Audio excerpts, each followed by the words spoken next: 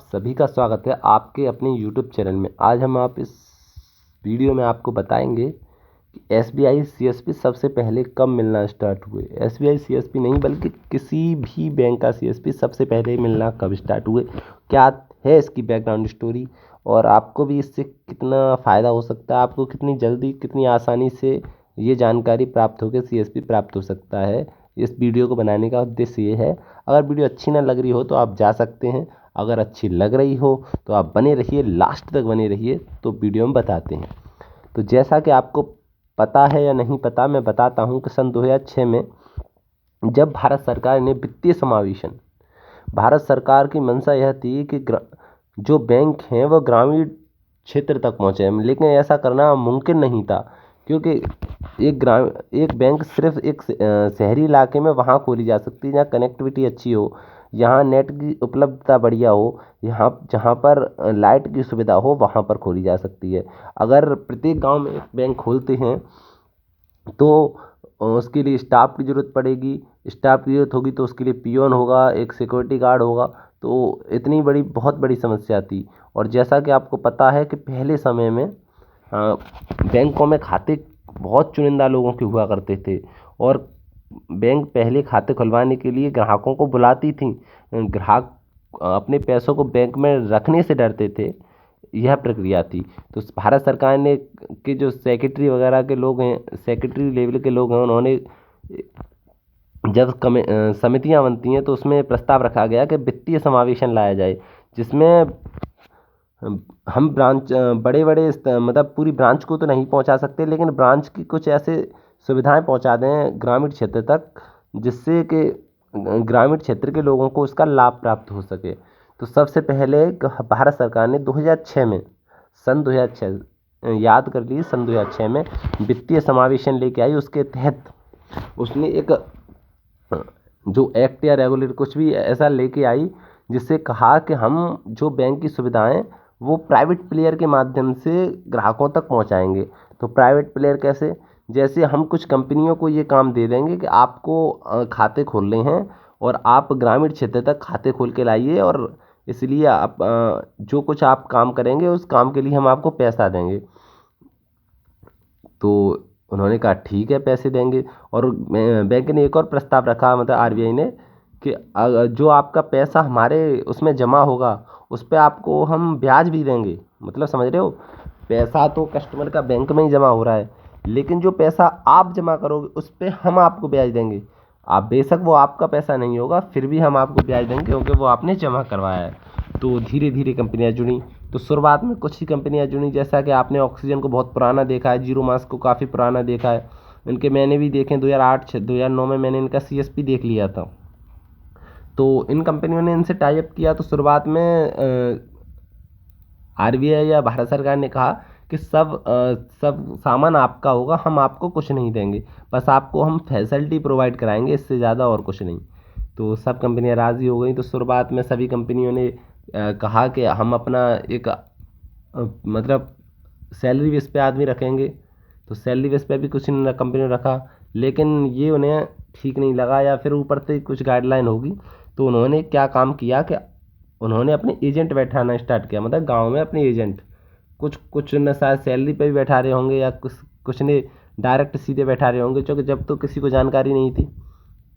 तो उन्होंने अपने प्रतिनिधि बैठा रहे, जिससे हम आज कियोस्क आउटलेट जिसे आप लेना चाहते हैं CSP, तो शुरुआत में उन्होंने स्वयं बैठा रहे थे। तो शुरुआत में वो संपर्क करने आती थी, मतलब जैसे ऑक्सीजन उससे पहले वो काम करती थी तो ऑक्सीजन वैसी सुविधाएं देती थी, रिचार्ज वगैरह ऐसी सुविधाएं।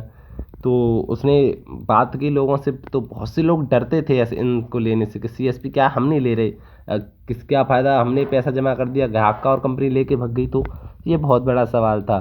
तो फिर ऐसे तैसे कुछ लोग माने और मतलब मना के कंपनियों ने दिया, कंपनियों ने उनको रजिस्टर दिया, कंपनियों ने उनको चलाना बताया, कंपनी ने उनको कंप्यूटर दिया, कंपनी ने उनको फिंगरप्रिंट डिवाइस दी, कंपनी ने ही उन्हें एक पासबुक टाइप का फॉर्मेट, मतलब पासबुक टाइप की भी कंपनी देती थी, बैंक कुछ नहीं देती थी। मतलब आज जो फैसिलिटी मिल रही है वो बहुत ज़्यादा मिल रही है, इतनी फैसिलिटी तो आप CSP को पहले मिली ही नहीं थी। तो धीरे धीरे काम स्टार्ट हुआ, तो कुछ दिनों काम किया, फिर उसके बाद भी इतना ग्रोथ नहीं था, खाते खुल तो रहे थे, काफ़ी रिक्वेस्ट, मतलब एक सीएसपी आउटलेट पे जैसे आज कस्टमर खाता खुलवाने जाता है ऐसा नहीं था, बल्कि सीएसपी को मिन्नतें कर करके खाते खुल के हमारे यहाँ पे खाता खुलवा लीजिए, पैसे कभी भी आप लेने आओगे जब मिल जाएंगे, रात में मिल जाएंगे, आप जब चाहे तब आपको पैसे लेके जा सकते हैं, और मतलब हमारा ये वो सुविधा, ये ऐसे करके बहुत मनाना होता था।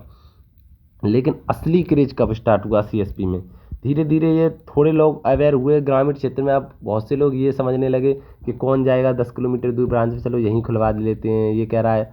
तो फिर बैंकों से भी कांटेक्ट किया गया, हाँ ये सही है, हमारी ब्रांच से ही कनेक्ट है। फिर आई 2014, जब 2014 आई तो माननीय प्रधानमंत्री जी ने लॉन्च किया ज़ीरो बैलेंस खाता, जिसे कहते हैं जनधन खाता।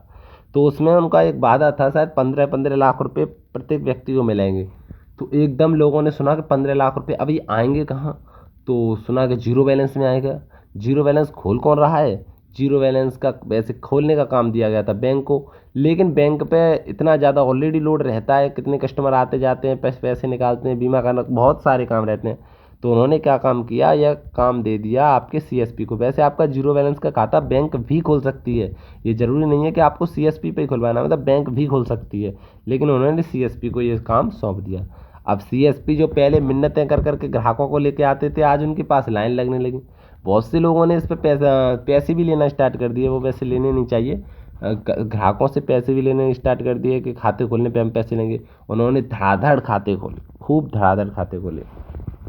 अब ऐसा मतलब दूसरी कंपनियों ने देखा कि अरे, और वो कस्टमर जब खाते खुलवाएंगे तो 100-200 रुपये तो उसके अंदर डाल के गए, तो ऐसे करके अब पैसा भी आने लग बनना स्टार्ट हो गया अच्छा खासा। अब अच्छा खासा कमीशन भी आना स्टार्ट हो गया। तो कंपनी और जो कियोस्क आउटलेट है, उन्होंने मतलब ये सिस्टम बनाया कि हम कमीशन को आधा आधा डिवाइड करेंगे, मतलब कंपनी ने ये सिस्टम कर दिया, हम जो काम कर रहा है उसको आधा कमीशन देंगे, मतलब जो जितना काम करेगा, तो कोई आधा देती है, कोई 60% देती है, कोई 70% देती है।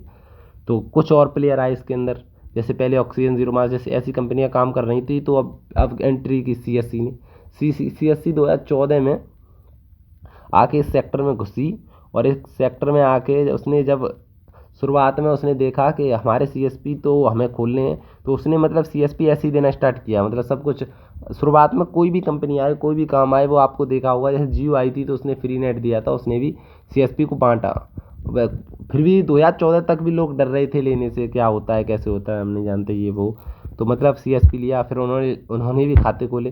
फिर धीरे धीरे और कंपनी आई, और कंपनी को पता चला, फिर उन्होंने टाई अप किया, उन्होंने भी अपने सीएसपी बांटना, कियोस्क आउटलेट बांटना स्टार्ट किया। तो इस तरह से कियोस्क आउटलेट बटे। और जो शुरुआत में जो काम कर रहे थे, उनके पास काफ़ी खाते हो गए थे। अब उनका खाते का जो, जिसका 1 करोड़ से ऊपर पहुंच गया था, उनका एवरेज बैलेंस कमीशन आने लगा। जब एवरेज बैलेंस कमीशन आने लगा, तो उनका जो सीएसपी का कमीशन था, किसी का 25,000, किसी का 50,000। अब जब लोगों ने देखा कि सीएसपी का कमीशन ही 25 या 50,000, जब धीरे धीरे जियो आई और ये खबरें यूट्यूब या अदर माध्यम के जरिए लोगों तक पहुंची, तो लोगों का इस सेक्टर में रुझान बढ़ा। हर कोई अब सीएसपी लेना चाहता था। अब कंपनियों ने कहा अब तो पैसा कमाने का मौका है, मौका आ गया उनके पास। तो उन्होंने सभी कंपनियों ने अपने अपने चार्ज लगा दिए, कितना चार्ज जमा करना पड़ेगा, ये करना पड़ेगा, सब कुछ अपने पैसों से लेना पड़ेगा। और अब धीरे धीरे और प्लेयर आते गए। अब इतना क्रेज हो गया है आज प्रेजेंट टाइम पे कि हाँ, हर एक बहुत सारे व्यक्ति सीएसपी लेने के लिए उतावले हैं, लेकिन सीएसपी मिल नहीं रहे हैं। तो ये थी सीएसपी की जर्नी। 2006 से स्टार्ट हुई, खाते भी नहीं खुल रहे थे, और पहले तो किताब भी नहीं। फिर 2014 के बाद ऐसा नियम लाया गया कि जो किताब है ना, जो अब कंपनी बना के नहीं देगी, अब किताब को बैंक दिया करेगी। तो फिर बैंक किताब देना स्टार्ट हुई। फिर धीरे धीरे वो फॉर्म वगैरह पहले डायरेक्ट पास होते थे, अब बैंक पास करने लगी, क्योंकि कुछ जगह फर्जीवाड़ा भी देखने को मिला था कि सीएसपी में पहले था कि खाते डायरेक्ट अंगूठे से खोले जाते थे, और उसमें जो सीएसपी हैं वो अपना ही अंगूठा लगा देते थे। लेकिन अब धीरे धीरे आधार आया, आधार में जो मतलब ओरिजिनल आदमी का अंगूठा लगाता है, तो उसको एईपीएस सिस्टम लागू किया सरकार ने। इसको हम एईपीएस से पैसे निकलवाया करेंगे। अब आधार कार्ड मतलब स्वयं पहले का अंगूठा जो लग के स्कैन करके जो खाता खोला गया है, वो अब नहीं खुलेगा। पहले जो खुल रहे हैं वो खुल रहे हैं। तो अब धीरे धीरे और भी कंपनियां ऐड हो रही हैं, ऐसे ऐसे टलंकित ऐड हुई हैं।